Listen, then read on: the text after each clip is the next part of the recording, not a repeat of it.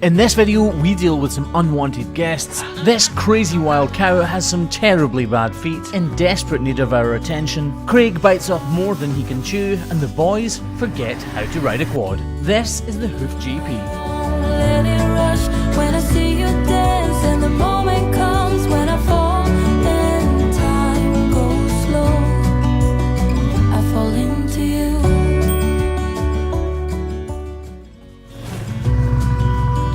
He had one job, and he's crashed the crush. Here in southwest Scotland, believe it or not, this is how we show love for each other, by ripping into each other at every opportunity. This job's fantastic for keeping you fit. You just can't beat a bit of manual labour, can you?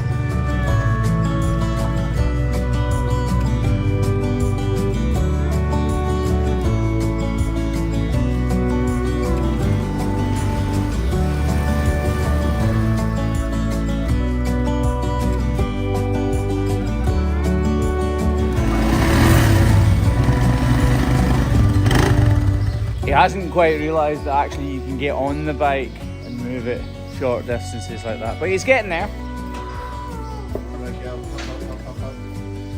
Just like that, we are a go. Come on lads, on you go. On you go. Love that. I won't let you go. Put your arms around me and I'll let you know how it feels when time goes slow. And I won't let it rush when I see you dance, and the moment comes when I fall and time goes slow. I fall into you.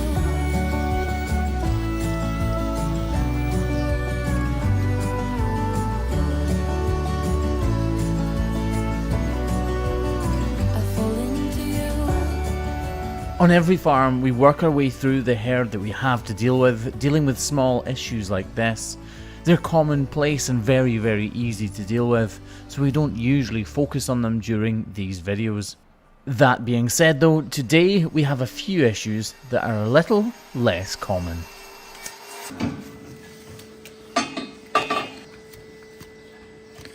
These problems can be quickly solved and quickly trimmed. We just need to remove the weight from the surrounding area of the problem and make sure that any loose and detached hoof horn which might insult and make the problem even worse is removed from around the lesion. Then if the weight hasn't been completely removed from this area, we transfer it using a block onto the good claw. This is what's known as a common sole ulcer, and I am 100% certain that after this simple and very quick trim, it will be completely fixed.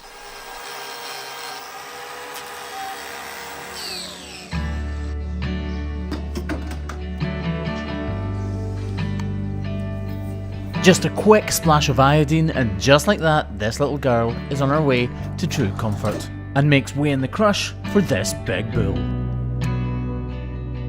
So the bull you've just seen us get in was lame a few weeks ago, and Mark and the guys here have attended to his hip, which was seriously infected. At the time we didn't really want to lift his foot too much and put pressure on his leg because we thought it was his hip, but now that the abscess has been dealt with so well, we can lift his foot, and there is a problem with it. So Mark, this is Mark, say hi Mark. Hi Mark. Mark's just telling me that they think this bull had a problem when he was bulling a heifer, so doing his job in other words, and he broke his tail, and the infection from after breaking his tail has travelled down into his hip, and now it's travelled all the way down into his hoof, and that sounds really, really likely. But he's in good hands here. Unfortunately, we regularly come across cows or bulls which have hurt themselves higher up the leg, and that's just completely out of our jurisdiction, which is where people like Mark and them working closely with the local vets is massively helpful for these animals. Although the infection is subsiding, his hoof is now full of that infection, as you're just about to see. When we remove the detached outer layer of hoof horn, what lies beneath is anything but pretty.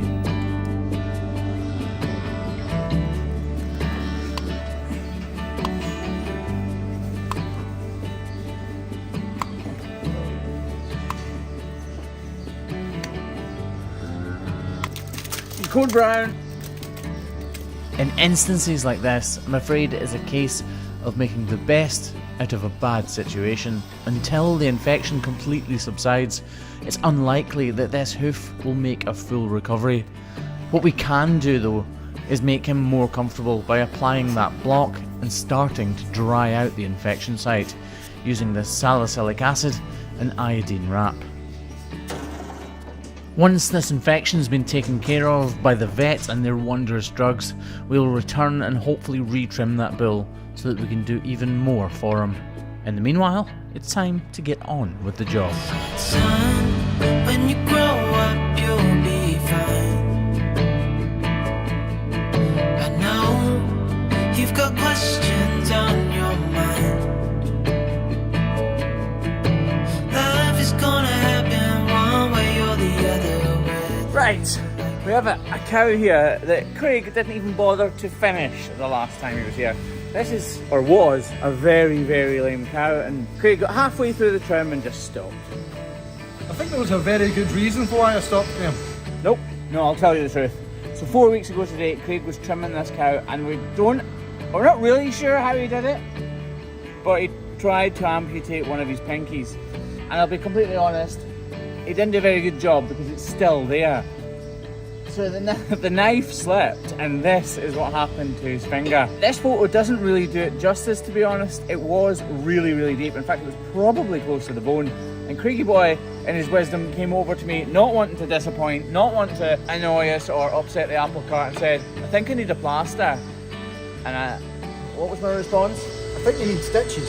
So Craig had a quick trip to hospital. Luckily, it's all healed up now, hasn't it? Yeah. Look, actually, here's the photo before, and as you can see, it's pretty graphic and gruesome. And here is how his finger looks today. As you can see, Craig is preparing to get his fingernails painted beautifully.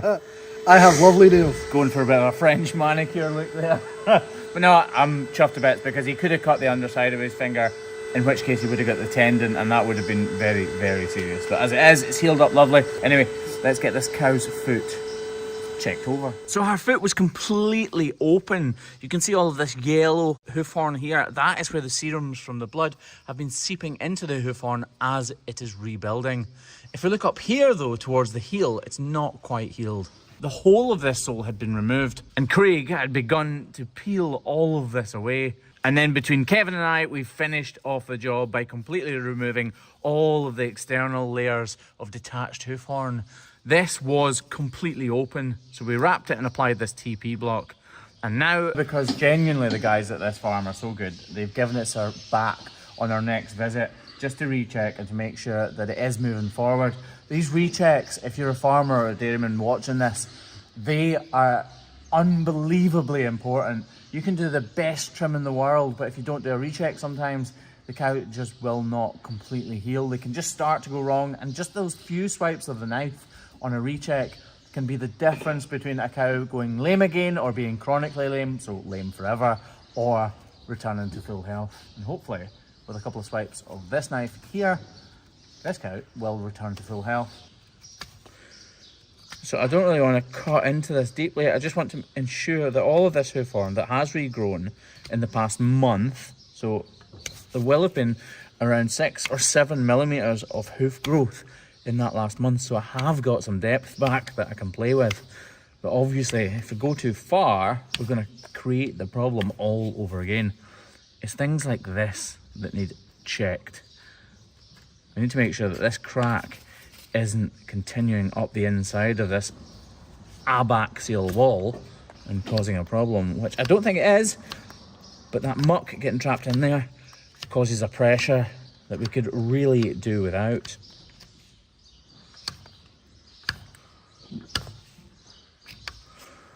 Lovely. Right, I'm just going to check this with my thumb to make sure that it's all nice and hard and remove this really high spot here.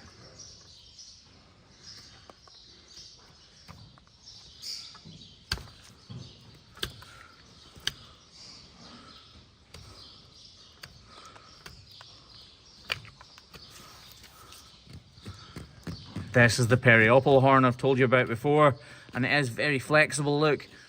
So I need to be careful I don't go too far there. Just remove these small fractures. or small imperfections, not fractures. Clean around about the open part of the lesion. This is a really good example of beauty not being everything. This hoof has got little dark bits on, little bits of dirt on, and some small cracks. Leaving the hoof horn there is much more important to the cow than taking it away just for cosmetics. We're never going to see this foot again once it's on the ground. You don't want to just make the sole of the cow's hoof white because it looks pretty. You want to make sure everything you do is functional. And as you spray this Repoderma on, you don't want to do it too closely, because doing it closely means the gas blows all of the product out of the way. You actually want to have the can slightly further back so that it builds up a good thick layer of it. Just like that. And that's her done. So I've explained it to you guys before. This farm is a big group of farms, and we get cows in from all over the place, including farms that have like no connection to this place. And we're here to patch them up and send them on their way. And this cow, let's just say she's probably not that fond of humans because she's not been around humans that much. So yeah, in the business we would say this is a wild cow. Hopefully not too wild, for our sakes and hers. And so we've just treated a very simple sole ulcer, and we're having coffee, to be honest, as the glue dries. I've sprayed it with iodine, and now I've noticed another problem, which, yeah, look at this.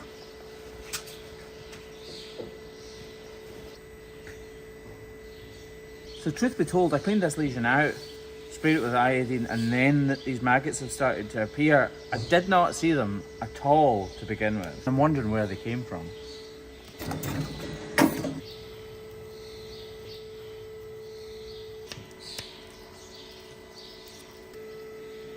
They're just totally gross. I hate dealing with anything like this, but removing them is seriously satisfying. Can you see they're all actually dying because of this iodine? So we're going to wash it all out using iodine. It's weird, you know, it makes your skin crawl. It's horrible. They do a little bit of good. I know you guys in the comments are going crazy over that. They do, but there's also a process called myiasis. And myiasis only happens with a certain type of maggot, and basically they'll start eating all of the good flesh too. Right, we're going to get this cleaned right out and dressed up to get rid of every single one of those little... Anyway, we make sure we get this hoof as clean as we possibly can. We don't have access to a hose, which is why we're using a small bottle of water. But it does the job, and we get it as clean as we need to. Can you just imagine those horrible little cretins crawling around inside your hoof, foot, shoe, whatever you want to imagine? It couldn't be nice. Anyway, as I've just shown you, iodine does completely kill them. So we've doused it again with iodine, and we're going to wrap it with salicylic because I want to make certain every single one of them is dead. It's weird, isn't it? You'd think that would put me off my coffee, but there's zero chance of that happening.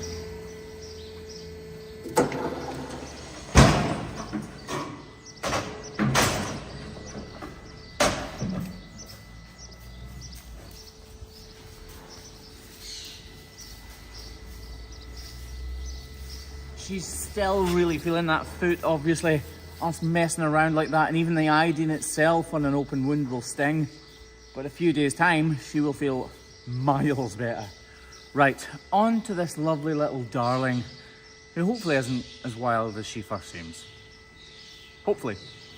Pray for us. So this red Limousin cow, which I said was pretty wild, is coming in now. And what we're going to do is leave the last cow in the crush so that she knows where to go. These cows have got a really strong herding instinct, and we want it to be as straightforward as possible because this cow will be very wound up just having us anywhere near her, to be honest.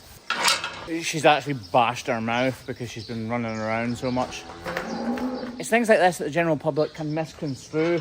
This cow's really wound up, but she's got a really sore foot, so we need to get her in the crush, otherwise she's just going to be in pain for longer and longer and longer and longer. Anyway, right, I'm going to shut up and get her in.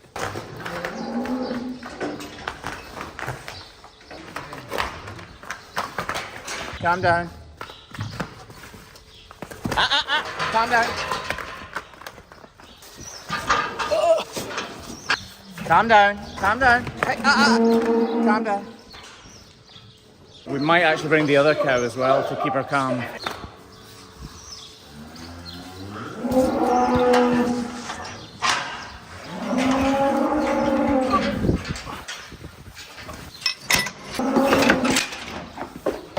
Dealing with cows like this, you need to be swift and decisive.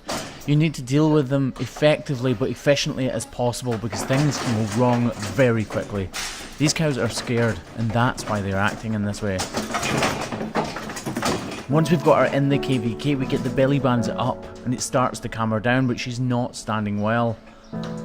In a weird way, it's lucky that she starts to kick because it helps her to stand up. And then we tighten the bands a little more before lifting all 4 legs as quickly and as swiftly as we can. It's not just about restraining her. Believe it or not, when cows are in the crush, the feeling of being squeezed slightly by the belly bands actually calms them down. We need to lift all 4 of her feet as quickly as we can because once she's secure and all of her feet are lifted up, she'll calm down. She'll actually feel safer. But we need to get on with it because she will be stressing out. Here's one of the problems. She's got a necrotic toe here. If we go down to this level, we'll see it much more clearly. Yeah. When you're dealing with cows and bulls who are highly strung and nervous like this cow is, it can and often does look very rough and ready. But when you all see the problems she has with both of her back feet, you're going to understand and appreciate the real need to get her in the crush.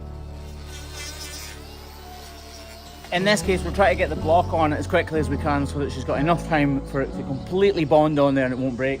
But we need to get that on as quickly as possible because if she really does start to kick off, these animals have a huge amount of power.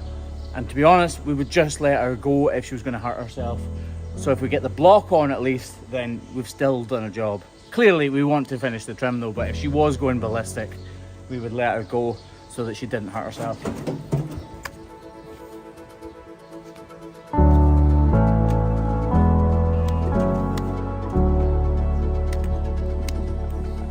See that hole that we could see from the underside, now we can see where it actually leads right up into the heart of this hoof.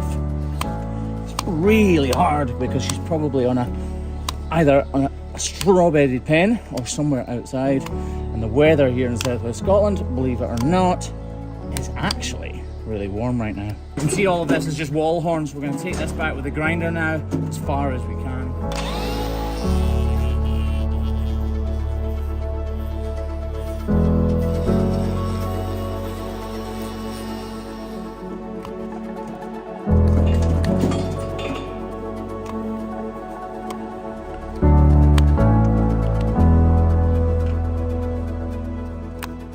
This is toe necrosis. It's when the bone inside the hoof capsule itself starts to die, and all of the arteries, flesh and tissue that surround that bone die along with it. The hoof wall you can see here is constructed high up on the hoof around the coronary band, basically where the hair meets the hoof horn. It grows down and it's completely unaffected by the fact that the bone inside is dead, but it leaves a hollow cavity inside. A cavity that is filled with dirt, dung and manure very quickly. These Limousin cows, the breed of cow that's in the cross right now, are known for having a fiery temper. Unfortunately, a full and complete recovery is completely impossible for a cow's hoof like this. We can only hope that good healthy hoof horn grows over the lesion and seals it up from the elements. So we'll just move straight on to the second foot, which I actually think is the same problem while Kevin gets this one wrapped up. Normally we wouldn't want to wrap a cow that was as stressed out or highly strung as this cow is because it's difficult for the owners to take it back off, but maybe we'll just come back and do it ourselves. This hoof has a very similar problem to the last one, but to a slightly greater degree. We're going to remove even more hoof horn from this outside claw.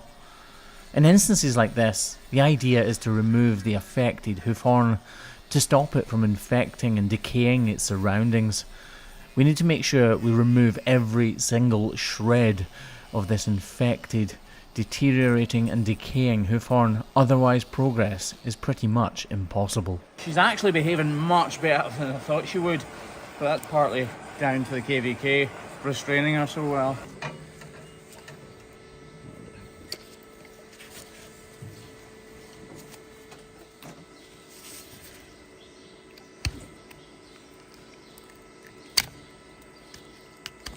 This is tonocrosis at its finest. It just basically decays the whole bone inside, and everything around about it dies and leaves this huge hollow void right up the interior of a cow's foot. Just keep an eye on where the hoof is right now and how much of it I'm about to remove.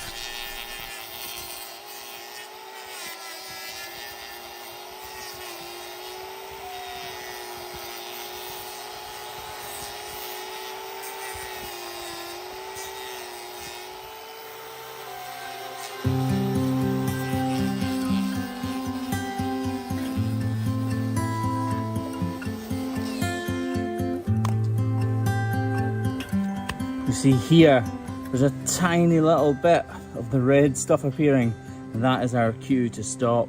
I want to remove all of this, but I can't because we cannot cut into her flesh in any way. A vet could do it, but a vet would use local anaesthesia so the cow wouldn't feel any pain. We don't have access to that, so we can't. But we are getting there.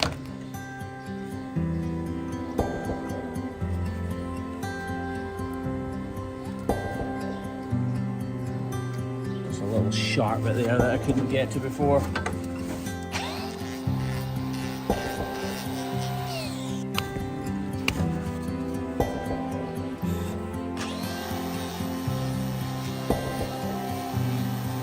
I'm actually really happy with this. We are limited as to what we can do as hoof trimmers, but we've managed to remove a huge amount of the problematic hoof horn. As you can see, almost half of this claw has completely gone. And it's not really because we've cut it away. It was problematic, decaying, dead hoof horn.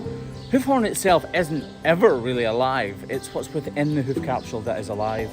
But in this cow's case, what has gone is dead, and what was remaining and surrounding that cavity is what we have removed. Right, we're just about done with this cow. Her front feet are actually absolutely perfect, so we're not going to trim them. They are in the air, so we've checked them, but it's just about time to let this lady out of the crush, and hopefully it goes smoothly. So here, as we go to let her out, we try to do it as quickly as we possibly can. Kevin is standing fairly precariously, and I do question him on whether he should stand there or not, but he says it's definitely fine, so we're good to go.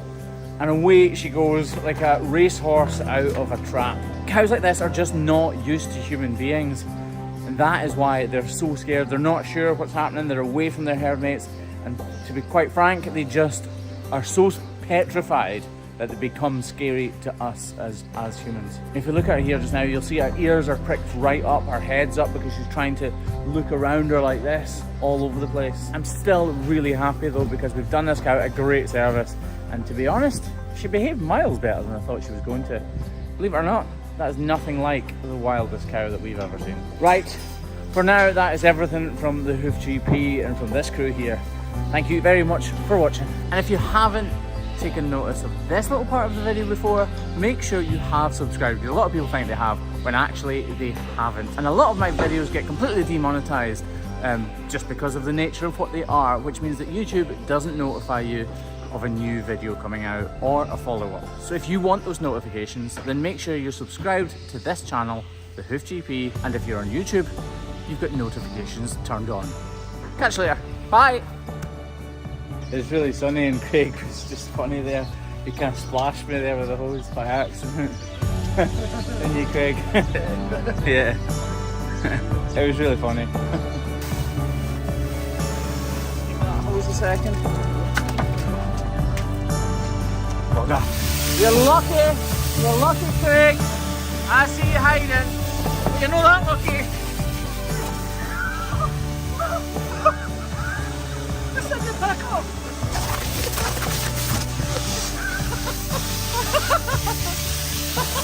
That's all from the Hoof GP.